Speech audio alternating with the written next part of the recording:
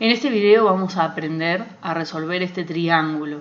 Tenemos un triángulo rectángulo del que conocemos la hipotenusa que mide 12, el ángulo C que mide 30 grados y tenemos que hallar las medidas de los catetos X e Y.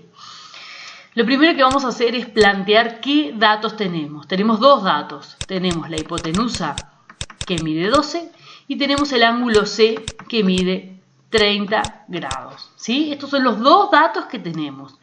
En segundo lugar, vamos a proponernos calcular uno de las dos incógnitas que nos piden.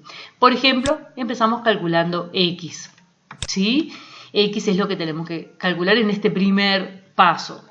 Y observamos que X, ¿cómo está ubicado con respecto al dato del ángulo que tenemos? X es el cateto opuesto al ángulo. Siempre tenemos que tener planteada esta situación. Tenemos dos datos, dato 1, dato 2 y una incógnita. Dos datos y una incógnita. Una vez que tenemos planteado esto, hipotenusa, ángulo C y cateto opuesto, revisamos en las fórmulas trigonométricas que tenemos, la del seno, la del coseno y la tangente, cuál es la que involucra el cateto opuesto y la hipotenusa y el ángulo. Y nos damos cuenta de que es la del seno. El seno de un ángulo, ¿sí?, es el cateto opuesto dividido la medida de la hipotenusa.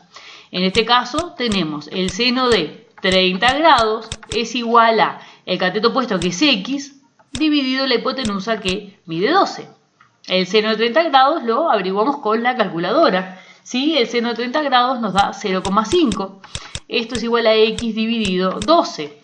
Para despejar X de aquí, este 12 que está dividiendo, lo pasamos multiplicando. Entonces el valor de X es igual a 0,5 por 12. O sea que el cateto de X mide 6 centímetros. Ahora que tenemos hallado X, vamos a proceder a hallar Y. Para hallar Y tenemos dos posibilidades. Una posibilidad es repetir el mismo procedimiento que hicimos recién para aplicar trigonometría. ¿Sí? Yo voy a hacer las dos opciones y ustedes van a elegir una de las dos. No tienen que hacer las dos opciones. Opción 1 es repetir el procedimiento. Los datos que tenemos son la hipotenusa que mide 12 y el ángulo C que mide 30 grados. Los datos son siempre los mismos, son los datos que tenemos inicialmente en el problema. Esto lo repetimos.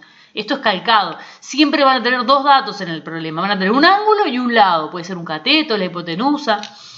Y, por último, la incógnita a calcular, que en este caso es Y. Ahora, Y, ¿cómo está ubicada con respecto al ángulo C? Es el cateto adyacente. Entonces, si revisamos en las fórmulas trigonométricas cuál vincula cateto adyacente, hipotenusa y ángulo, nos damos cuenta que es la fórmula del coseno. El coseno de un ángulo es igual al cateto, la medida del cateto adyacente, dividido la medida de la hipotenusa. Aquí tenemos el coseno de 30 grados, es igual al cateto adyacente, que es Y, dividido la medida de la hipotenusa, que es 12.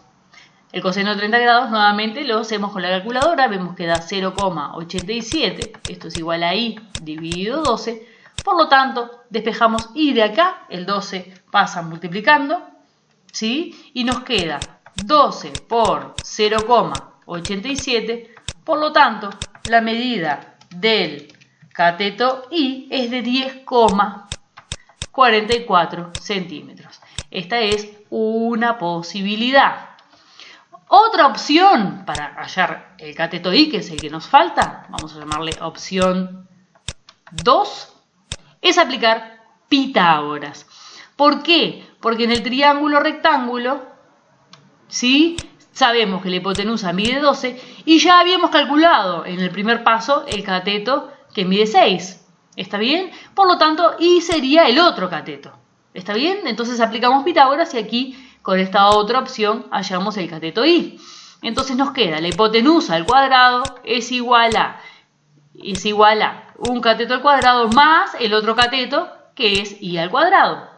12 al cuadrado, 144, es igual a 6 al cuadrado, es 36, más Y al cuadrado. Despejamos Y al cuadrado de acá y nos queda 144 menos 36, ¿sí? Así que Y al cuadrado